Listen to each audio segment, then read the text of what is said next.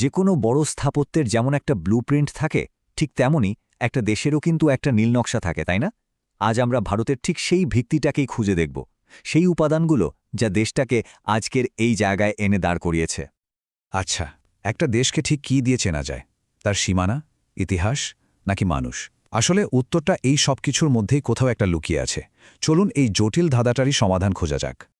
তো আমাদের এই যাত্রার শুরুটা হবে একদম গোড়া থেকে, মানে ভারতের সুবিশাল ভূখণ্ড থেকে।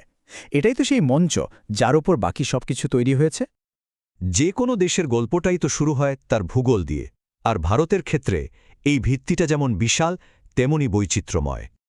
ভাবা যায় সারা পৃথিবীর মোট জমির মাত্র 2.4%, কিন্তু এই ছোট্ট সংখ্যাটার মধ্যেই লুকিয়ে আছে এক বিশাল দেশ, যা কিনা বিশ্বের সপ্তম বৃহত্তম। ভারতের এই বৈচিত্র্যটা কিন্তু সত্যি অবাক করার মতো। একদিকে দেখুন সিকিমের আকাশ ছোঁয়া কাঞ্চনজঙ্ঘা, আবার অন্যদিকে দেশের লাইফলাইন পবিত্র গঙ্গা। আর শুধু তাই নয়, এখানেই আছে বিশ্বের সবচেয়ে বড় ম্যানগ্রোভ ফরেস্ট, আমাদের সুন্দরবন। হিমালয়ের এই ছবিটা দেখুন, এটা শুধু একটা পাহাড় না, এটা একটা প্রাকৃতিক দেয়াল যা ভারতের ইতিহাস আর সংস্কৃতিকে যুগ যুগ ধরে প্রভাবিত করেছে। চলুন দেখি এই ভূমির বুকে ইতিহাস কিভাবে তার জাল বুনেছে। তো আমাদের ব্লুপ্রিন্টের দ্বিতীয় স্তর হল ইতিহাস, সেই ইতিহাস যা একটা সাধারণ ভূখণ্ডকে একটা জাতিতে পরিণত করেছে। হাজার হাজার বছরের লম্বা ইতিহাস, আর তার মধ্যে কিছু মোড় ঘোরানো মুহূর্ত। সে বৈদিক যুগ থেকে শুরু করে মুঘল, তারপর ব্রিটিশ শাসন পেরিয়ে স্বাধীনতা, প্রত্যেকটা ঘটনায় কিন্তু আজকের ভারতের পরিচয়ের এক একটা পিলার। সময় বদলায় আর তার সাথে সমাজও। একবার ভাবুন, পশুপালন করে ঘুরে বেড়ানো একটা সমাজ ধীরে ধীরে কৃষিকাজ শিখছে, স্থায়ী হচ্ছে। ছোট ছোট সভা সমিতি থেকে তৈরি হচ্ছে রাজ্য বা জনপদ। এই যে বদল, এটাই কিন্তু ভারতের রাজনৈতিক বিবর্তনের একেবারে গোড়ার কথা। এরপর আসে মুঘল যুগ। তারা তো শুধু শাসনই করেনি, বরং শিল্প আর স্থাপত্যে এমন এক ছাপ রেখে গেছে যা আজও ভারতকে বিশ্বজুড়ে পরিচিতি দেয়। এই সালগুলো কিন্তু বেরু কয়েকটা সংখ্যা নয়, এর পিছনে আছে একটা গোটা জাতির স্বাধীনতার জন্য তীব্র লড়াইয়ের গল্প। ইন্ডিয়ান ন্যাশনাল কংগ্রেস তৈরি হওয়া থেকে শুরু করে ভারত ছাড়ো আন্দোলন পর্যন্ত প্রত্যেকটা পদক্ষেপ ছিল ফাইনাল লক্ষ্যের দিকে এক একটা বড় লাফ। একটা দেশের পরিচয় তো শুধু তার মাটি বা ইতিহাসে আটকে থাকে না, তাই না? তার আসল আত্মাটা তো লুকিয়ে থাকে তার সংস্কৃতি, শিল্পকলা আর বিশ্বাসের মধ্যে। ভারতে শিল্পকলা দুটো রূপই দেখা যায়, একটা জীবন্ত আর একটা চিরস্থায়ী। একদিকে যেমন শাস্ত্রীয় নৃত্যের ছন্দময় গতি, অন্যদিকে তাজমহলের মতো স্থাপত্যের শান্ত স্থির সৌন্দর্য। দুটো মিলেই ভারতের সংস্কৃতি। ভারতের সাংস্কৃতিক ভাণ্ডার যে কতটা ধনী, এটা তো তার একটা ছোট্ট উদাহরণ মাত্র। তাজমহল, অজন্তা গুহা, কোণার্কের সূর্য মন্দির, প্রত্যেকটা জায়গা যেন মানব ইতিহাসের এক একটা অমূল্য সম্পদ। আর শুধু শিল্প বা স্থাপত্যই নয়, ভারত থেকে জন্ম নেওয়া দর্শনও কিন্তু সারা বিশ্বকে পথ দেখিয়েছে। যেমন ধরুন বৌদ্ধ ধর্মের এই 4টি আর্য সত্য। খুব সাধারণ কথা, কিন্তু এর মধ্যেই জীবনের গভীরতম মানেটা লুকিয়ে আছে।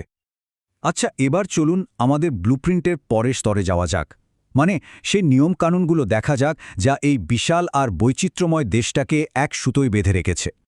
আর সেই নিয়মকানুনের মূল ভিত্তি হল এই বইটা, ভারতের সংবিধান। এটা কিন্তু শুধু একটা আইনের বই নয়, এটা কোটি কোটি মানুষের আশা আর স্বপ্নের একটা দলিল। প্রায় 3 বছর, মানে 2 বছর 11 মাস আর 18 দিন। এই সময়টা শুনলেই বোঝা যায় কতটা ভাবনাচিন্তা, বিতর্ক আর দূরদৃষ্টি দিয়ে এই ঐতিহাসিক দলিলটা তৈরি করা হয়েছিল।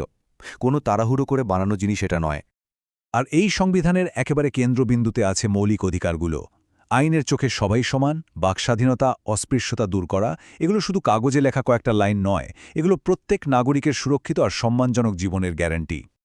তো আমরা ভূমি দেখলাম, ইতিহাস দেখলাম, সংবিধানও দেখলাম, কিন্তু এই সব কিছুর পরেও ব্লুপ্রিন্টের সবচেয়ে গুরুত্বপূর্ণ অংশটা বাকি আছে, আর সেটা হলো দেশের মানুষ। তারাই তো এই পুরো নীল নকশাটাকে জীবন্ত করে তোলে। 2011 সালের সেন্সাস অনুযায়ী 121 কোটিরও বেশি মানুষ। এই সংখ্যাগুলো শুধু একটা বিশাল জনসংখ্যার গল্পই বলে না, এর মধ্যে লুকিয়ে থাকা অসীম সম্ভাবনা আর বৈচিত্র্যের কথাও বলে। আর এই বিশাল জনসংখ্যার মধ্যেই এমন কিছু মানুষ জন্মান যারা পথ প্রদর্শক হয়ে ওঠেন। স্বাধীন ভারতের প্রথম রাষ্ট্রপতি রাজেন্দ্র প্রসাদ থেকে শুরু করে সাহিত্যে প্রথম নোবেলজয়ী রবীন্দ্রনাথ ঠাকুর, এই নামগুলো ভারতের গৌরবের এক একটা মাইলস্টোন। তাহলে শেষ পর্যন্ত কি দাঁড়ালো? ভারতের এই নীল নকশাটা কোনো একটা জিনিস দিয়ে গড়া নয়। এটা আসলে ভূগোল, ইতিহাস, সংস্কৃতি, আইন আর কোটি কোটি মানুষের মিলিত চেতনার একটা অসাধারণ ককটেল। তবে এত জটিল একটা নীল নকশা তো আসলে কখনো শেষ হয় না। এটা সবসময় তৈরি হতে থাকে। তাই প্রশ্নটা থেকেই যায়, এরপর কি তৈরি হবে? ভারতের গল্পের পরের অধ্যায়টা কেমন হবে? এর উত্তরটা হয়তো ভবিষ্যতের গর্ভেই লুকিয়ে আছে।